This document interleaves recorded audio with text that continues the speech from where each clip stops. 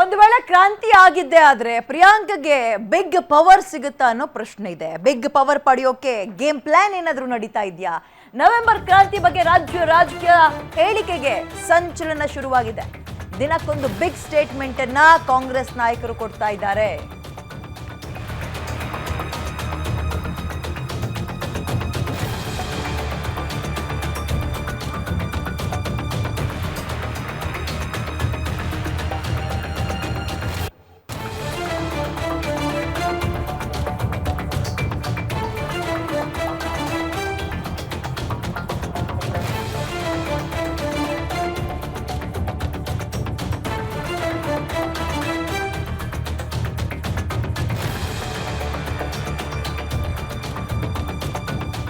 ರಾಜ್ಯ ರಾಜಕೀಯದಲ್ಲಿ ಹೇಳಿಕೆಗಳ ಸಂಚಲನ ಶುರುವಾಗಿದೆ. ದಿನಕ್ಕೊಂದು ಬಿಗ್ ಸ್ಟೇಟ್ಮೆಂಟ್ಗಳನ್ನ ಕಾಂಗ್ರೆಸ್ ನಾಯಕರು ಕೊಡ್ತಾ ಇದ್ದಾರೆ. ಸತೀಶ್ ಜಾರಕಿಹೊಳಿ ಮುಂದಿನ ಸಿಎಂ ಅಂತ ಯತೀಂದ್ರ ಮಾತಾಡಿದ್ರೆ ಡಿಕೆಶಿಯನ್ನ ಗಂಗಾ ನದಿಯಲ್ಲಿ ಮುಳುಗಿಸಿದಂತಾಯ್ತು. ಡಿಕೆ ಶಿವಕುಮಾರ್ ಸಿಎಂ ಆಗಬಾರ್ದು ಅನ್ನೋದು ಪ್ಲಾನ್ ಅಂತ ಅಶೋಕ್ ಅವರು ಈಗ ವ್ಯಂಗ್ಯವಾಡಿದ್ದಾರೆ. ಪ್ರಿಯಾಂಕ್ ಖರ್ಗೆ ಡಿಸಿಎಂ ಆಗೋಕೆ ಇಷ್ಟೆಲ್ಲ ಸರ್ಕಸ್ ಮಾಡ್ತಾ ಇದ್ದಾರೆ ಅಂತ ರಾಮುಲು ಒಂದು ಬಿಗ್ ಸ್ಟೇಟ್ಮೆಂಟ್ ಅನ್ನ ಕೊಡ್ತಾ ಇದ್ದಾರೆ. ಸೊ ಕಾಂಗ್ರೆಸ್ನಲ್ಲಿ ದಿನಕ್ಕೊಬ್ರು ಬಹಳ ದೊಡ್ಡ ಸ್ಟೇಟ್ಮೆಂಟ್ಗಳನ್ನು ಕೊಡ್ತಾ ಇದ್ದಾರೆ. ಕ್ರಾಂತಿ ಬಗ್ಗೆ ಮಾತಾಡ್ತಾ ಇದ್ದಾರೆ. ಓಡುವಂತ ಹಾಕಿದ್ರೆ ಡಿಕೆ ಶಿವಕುಮಾರ್ ಅವರ ಕಾಲು ಮುರಿಯುವ ಕೆಲಸವನ್ನ ಸಿದ್ದರಾಮಯ್ಯ ಬಣ ಮಾಡ್ತಾ ಇದೆ ಅಂತ ಇದೀಗ ಅಶೋಕ್ ಅವರು ಮಾತಾಡಿರೋದು.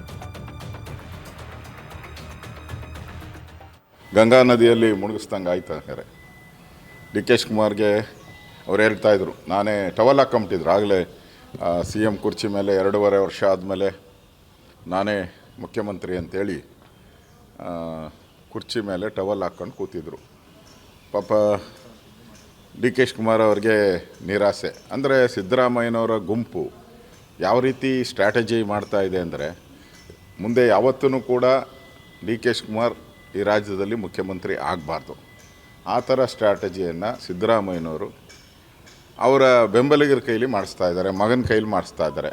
ನಾವು ಪದೇ ನಾನು ಹೇಳ್ತಾ ಇದ್ದೆ, ನೋಡಪ್ಪ ನವಂಬರ್ ಡಿಸೆಂಬರಲ್ಲಿ ಕ್ರಾಂತಿ ಆಗುತ್ತೆ ಅಂತ ಹೇಳಿದೆ.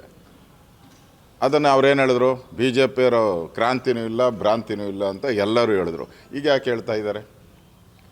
ಅವರ ಮಗ ಸಿದ್ದರಾಮಯ್ಯನವ್ರ ಮಗ ಯತೀಂದ್ರ ಹೋಗಿ ಹೇಳೋ ಅಂಥ ಅವಶ್ಯಕತೆ ಏನಾಯಿತು?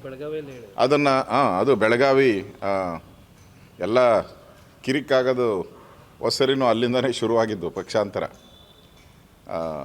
ಈಗ ಅಲ್ಲೇ ಕಳೆದ ಬಾರಿ ನಮ್ಮ ಸರ್ಕಾರ ಬಂದಾಗೂ ಅಲ್ಲಿಂದನೇ ಶುರುವಾಗಿದ್ದು. ಫಸ್ಟು ಕಾಂಗ್ರೆಸ್ ಸರ್ಕಾರ ಬೀಳೋದಕ್ಕೆ ಈಗಲೂ ಕೂಡ ಅಲ್ಲಿಂದನೇ ಬೆಳಗಾವಿಯಿಂದನೇ ಕಾಂಗ್ರೆಸ್ ಸರ್ಕಾರ ಬೀಳುವಂಥದ್ದಕ್ಕೆ ಯತೀಂದ್ರ ಅವರು ಗುದ್ದಲಿ ಪೂಜೆಯನ್ನು ಮಾಡಿದ್ದಾರೆ.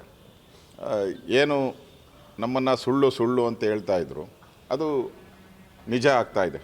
ನವಂಬರ್ ಕ್ರಾಂತಿ ಡಿಸೆಂಬರ್ ಕ್ರಾಂತಿ ಏನಾಗ್ತಾಯಿದೆ ಅದು ನಿಜ ಆಗ್ತಾಯಿದೆ ಅಂದರೆ ಇದರಿಂದ ಸ್ಪಷ್ಟವಾಗಿ ಅರ್ಥ ಆಗ್ತಾಯಿದೆ.